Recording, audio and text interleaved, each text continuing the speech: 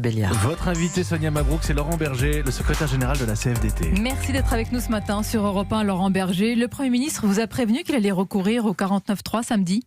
Non, tout Vous le monde. l'avez C'était dans le paysage, tout le monde le savait. Moi, j'ai été très surpris que ce soit samedi.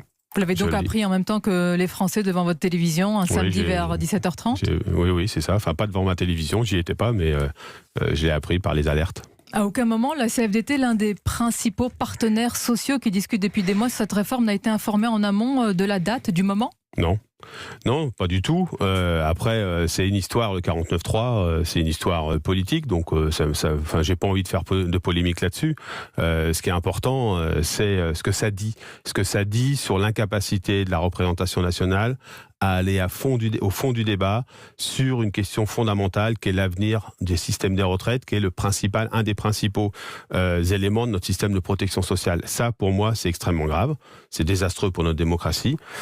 Et puis, l'autre élément qui me préoccupe, c'est évidemment les éléments de contenu du texte. Vous avez dit tout à l'heure, c'est siffler la fin de la partie. Il a sifflé la fin de la partie au Parlement. Et c'est en cela, pour une question démocratique, je trouve désastreux, malheureux. Mais j'espère, en tout cas, c'est ce qu'il a dit dans un courrier qu'il nous a envoyé samedi soir aux organisations syndicales et patronales. Il n'a pas sifflé la fin de la partie sur le contenu. Donc maintenant, moi je suis très clair. Ce texte, tel qu'il est, même s'il a été enrichi d'un certain nombre d'amendements des parlementaires, dont on n'a pas encore, il faut qu'on le décortique, mais ce texte, il n'est pas conforme aux enjeux de justice sociale que porte la CFDT. Donc s'il n'y a pas des éléments que nous revendiquons dans les discussions qui vont s'opérer, effectivement, ce sera là carrément un gros loupé. Attendez, on va parler du contenu et de la suite. Je voudrais juste comprendre, c'est-à-dire que quand même le leader de la CFDT n'a pas été prévenu samedi après-midi que le 49.3 allait être utilisé. Vous trouvez ça normal ? Non, franchement, c'est pas le sujet. Enfin, je pense que les citoyens, les travailleurs qui nous écoutent, ils doivent se demander ce qui est important pour eux. Ce qui est important pour eux, c'est quel avenir de leur retraite demain. Et donc, moi, je l'ai appris. Je peux même vous dire, j'étais dans une ludothèque avec mes enfants lorsque j'ai appris que le Premier ministre partait à l'Assemblée. Le Premier ministre qui dit, Laurent Berger, que le texte amendé traduit les 2 derniers mois, dit-il précisément, de concertation avec les partenaires sociaux. Ça veut donc dire que les 200 amendements sont inspirés par les syndicats. Ma question est la suivante. Combien d'amendements la CFDT a donc suggéré aux députés de la majorité et au Premier ministre ? Un tout petit peu moins d'une 50aine. Certains sont repris, donc tant mieux. C'est le rôle d'une organisation syndicale de pousser ses propositions, mais il y a un certain nombre d'autres éléments. Donc ceux qui sont repris, il y a notamment des questions autour des droits familiaux, il y a des choses autour de la prévention de la pénibilité, mais malheureusement, il n'y a pas 2 éléments qui sont fondamentaux pour nous. Le premier est la réparation de la pénibilité subie, c'est-à-dire la possibilité de partir avant l'âge légal en retraite parce qu'on a subi de la pénibilité, notamment les gestes de posture, les ports de charges lourdes, les gestes répétitifs, etc. Ça, c'est le premier élément. Et le deuxième élément, c'est nous voulons une clause de sauvegarde pour l'ensemble des agents publics, notamment les agents de catégorie C, qui ne sont pas primés, qui n'ont pas suffisamment de primes, et donc pour lesquels le texte est menaçant parce que il n'assure pas un niveau de pension. Donc nous voulons une clause de sauvegarde pour leur assurer un niveau de pension équivalent à ce qu'ils toucheraient dans le cadre d'une carrière telle qu'elle est dans le système actuel. Donc pour résumer, à l'heure actuelle, sur les 200 amendements qui sont intégrés dans ce nouveau texte, il y en a 50 qui ont été inspirés par la CFDT, par vous-même. Ils n'ont pas tous été repris. Vous nous avez demandé combien on en a proposé. Ils sont malheureusement pas tous été repris. Vous imaginez bien que sur ces 2 éléments... Alors quelles assurances vous avez qu'ils soient repris dans ce nouveau texte ? Sur ces 2 points... Aucune garantie ? Aucune garantie. Sur ces 2 points, aucune, même si dans le texte envoyé aux organisations syndicales, dans le courrier, le Premier ministre dit que sur la réparation de la pénibilité, il saurait prendre ses responsabilités s'il n'y avait pas d'avancée. Mais ça, c'est un point extrêmement fort pour nous, c'est qu'il n'y a pas aujourd'hui de réparation en termes de pénibilité dans le texte qui va être soumis dans le cadre du 49.3. Par contre, sur d'autres éléments, il y a eu des avancées, tant mieux, mais il y a encore trop d'incertitudes pour faire de ce texte un texte de justice sociale. Trop d'incertitudes, et un point important en vous écoutant, c'est la clause de sauvegarde pour les agents de la fonction publique. Ça veut dire que s'il n'y a pas de trace de ceci dans les amendements, vous soutenez donc les motions de censure présentées contre le gouvernement ? Non, mais les motions de censure, il faut comprendre. Moi, je suis un syndicaliste. Les motions de censure, c'est... Vous êtes un syndicaliste qui influence les amendements aussi. Hein. Oui, c'est normal, c'est notre rôle. Donc vous pouvez avoir un avis sur les motions de censure aussi. C'est normal qu'il y ait des motions de censure dans un débat parlementaire. Après, c'est aux différents groupes de se positionner, aux groupes politiques. Moi, ce qui m'intéresse, si vous voulez le comprendre, c'est que le 49.3, je vais être très clair sur le résumé de ma pensée. Le 49.3, c'est désastreux en termes de symboles politiques et d'image politique. Qu'on ne soit pas capable, dans notre pays, d'avoir un débat politique de fond sur le système de protection sociale principal qu'est la retraite, c'est un vrai problème.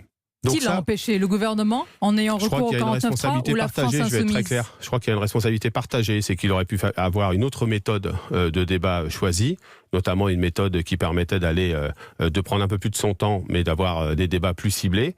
Et puis, il y a aussi eu un dépôt massif d'amendements qui a empêché d'avoir des débats de fond. Donc le gouvernement et la France insoumise ont empêché. Non, c'est important pour les citoyens, pour les Français, d'avoir un débat serein sur ce sujet. Madame Mabrouk, ce qui est important, c'est de parler du contenu. C'est le premier élément. Mon inquiétude. Donc, sur le 49.3, je l'ai dit, ce que je pense que ça dit de notre démocratie et notre système politique.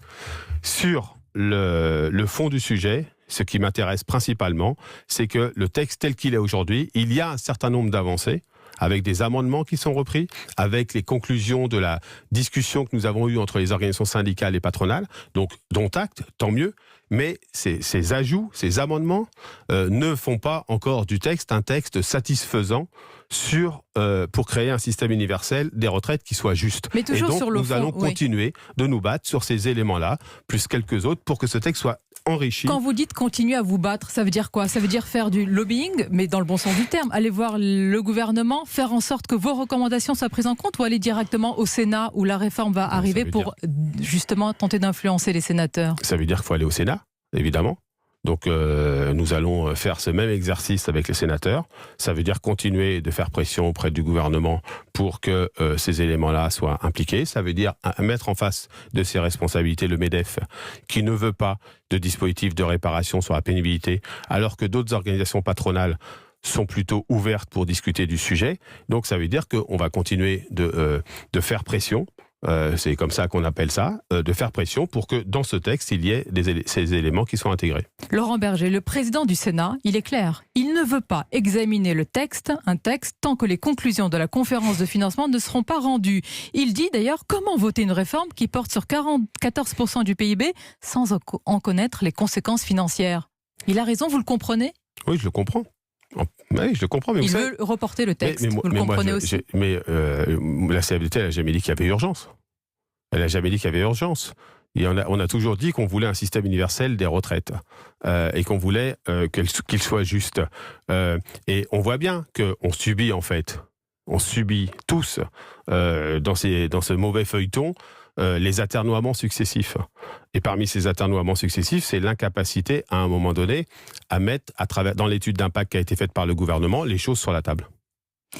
Face au coronavirus, parce qu'il y a évidemment cette crise qui nous concerne tous, est-ce que le gouvernement, dans la gestion de cette crise, par rapport déjà aux salariés, est-ce qu'il est assez clair? Est-ce que les consignes passées sont suffisamment précises au niveau des entreprises?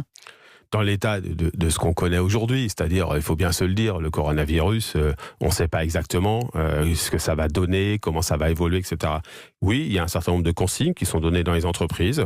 Il y a des inquiétudes sur les approvisionnements, il y a des inquiétudes sur la capacité à concilier la vie personnelle et la vie professionnelle, s'il y a un certain nombre d'écoles fermées, etc.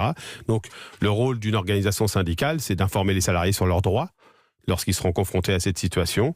Et puis, c'est pas de faire de polémique. Je crois que comme moi, j'ai été assez réjoui pour le coup que d'un niveau politique, il y en a très peu qui soient tombés dans des polémiques sur le sujet. On ne sait pas ce que ça va donner tout ça. Il y a un impact social et économique certain.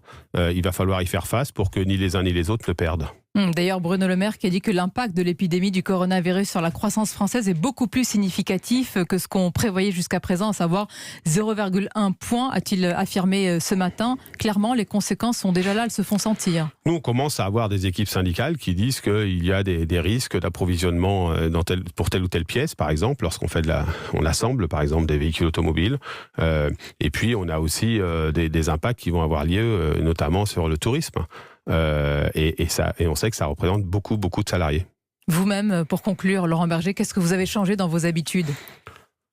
Pour l'instant, rien. Mais, Vous nous avez serré la main d'ailleurs en ouais, arrivant. mais je le ferai plus, promis. Ça reste quand même une politesse, mais on peut se saluer On s'entend, si différemment. vous voulez. Merci Laurent Berger, invité ce matin sur Europe 1.